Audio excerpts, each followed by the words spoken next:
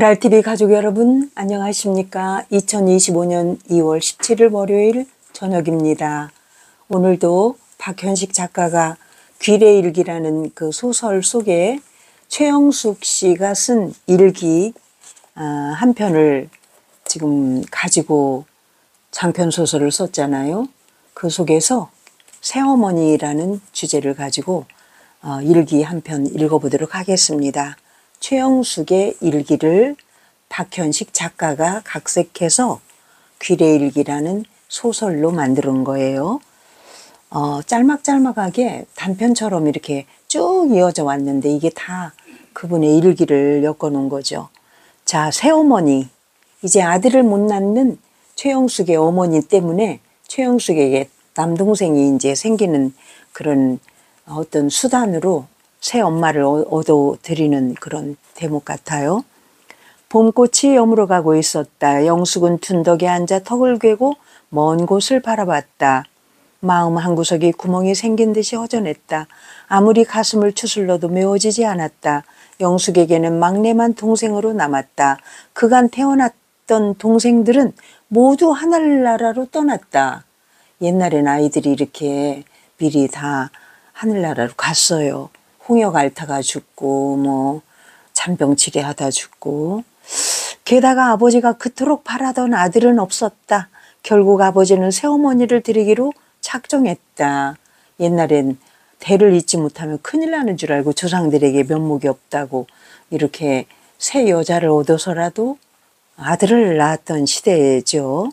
이 일기를 통해서 그 당시의 시대 상황을 우리가 엿볼 수가 있어요. 오늘이 그날이었다. 서울에서 피난살이 하던 사람이 새어머니가 되는 날이었다. 11살의 예쁜 딸이 있다는 말을 들었다. 동생이 한 명 더 생기는 것이다. 영숙은 고개가 갸웃해졌다. 괜스레 심통이 났다. 홀씨가 하얀 구름처럼 생기는 민들레를 꺾어놓고 호호 소리를 내며 입술을 오므려 날려보냈다. 좋아해야 하는 걸까? 아니면 슬퍼해야 하는 걸까? 어머니를 제외한 가족들은 모두 기뻐했다. 동생을 껴안은 어머니는 한쪽 구석에 앉아 말없이 눈물만 흘렸다. 어머니가 처지가 안타까웠다. 어머니의 아픔이 가슴에 와 닿는 것만 같았다. 그렇게 영숙도 덩달아 마음이 어수선해졌다. 딸이니까 이런 마음이 드는 거죠. 마음 둘 곳이 마땅치 않아 무작정 집을 나와 둔덕에 온 것이다. 대문 쪽에서 웅성거리는 소리가 들려왔다. 영숙은 치맛자락을 탁탁 털고 발걸음을 재촉했다. 대문 가까이에 다다르자 웅성거리는 소리가 들뜬 대화로 들려왔다. 잠시 문을 열고 제자리에 서 있었다. 서울에서 왔다는 새어머니가 어른들과 함께 있었다. 새어머니의 곁에는 키 작은 여자아이가 있었다. 영숙은 예쁜 자그마한 아이를 바라보며 아버지로부터 전해 들었던 새 여동생으로 느껴졌다. 어머니는 그 자리에 없었다. 새어머니는 하얀 피부에 예쁜 얼굴이었다. 멋쟁이이기도 했다. 하지만 왠지 어머니의 모습이 떠오르며 개운하지가 않았다.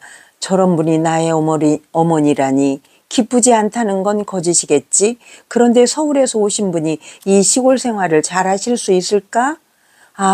우리 어머니는. 영숙은 어머니가 계신 방으로 달려갔다. 걸음을 옮길 때마다 마루 이음새가 삐걱거렸다. 신경이 거슬렸다. 하지만 영숙은 오직 어머니가 걱정될 뿐이었다. 문고리를 살짝 잡아당겨 방 안을 살폈다. 어머니가 어린 동생을 끌어안고 울고 있었다.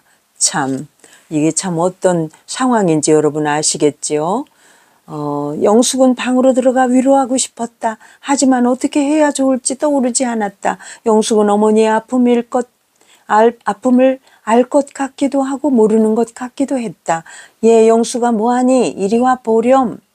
영숙은 할머니의 말씀에 비밀을 들킨 듯 화들짝 놀라며 뛰어갔다. 아버지가 헐레벌떡 뛰어오는 영숙을 보며 기분 좋게 웃으셨다. 아버지 앞에 새 어머니와 새 여동생이 서 있었다. 인사하렴. 영숙아, 앞으로 새로운 어머니가 되어주실 분이다. 안녕하세요. 새어머니는 영숙의 멋쩍은 인사에 고개를 가볍게 숙이며 웃어주었다. 영숙은 새어머니의 반응에 어찌할 바를 몰라 얼버무리는데 새어머니의 손을 꼭 붙잡고 있던 새 여동생이 불안한 눈빛으로 영숙을 쳐다보고 있었다. 영숙은 왠지 가슴이 뭉클해졌다. 영숙은 그거면 됐다고 생각했다. 그거면 됐다고. 우리 세 사람이 이렇게 만난 것도 인연인데 힘들더라도 서로 이해하고 의지하면서 잘 살아보세. 아버지 말씀에 두 어머니는 아무런 말이 없었다. 영숙은 괜히 답답한 마음이 들고 눈치가 보였다. 함께 둘러앉은 가족들 사이로 무거운 침묵이 흐르고 있었다. 어른들은 서로 고개를 숙여놓고 시선을 회피하고 있었다. 어색하기 짝이 없는 모습이었다. 그때 방긋방긋 웃는 웃음소리가 들려왔다. 어머니의 품에 안긴 어린 동생이 어른들을 둘러보며 웃는 해맑은 웃음소리였다. 무거운 분위기 사이로 웃음이 번지고 있었다.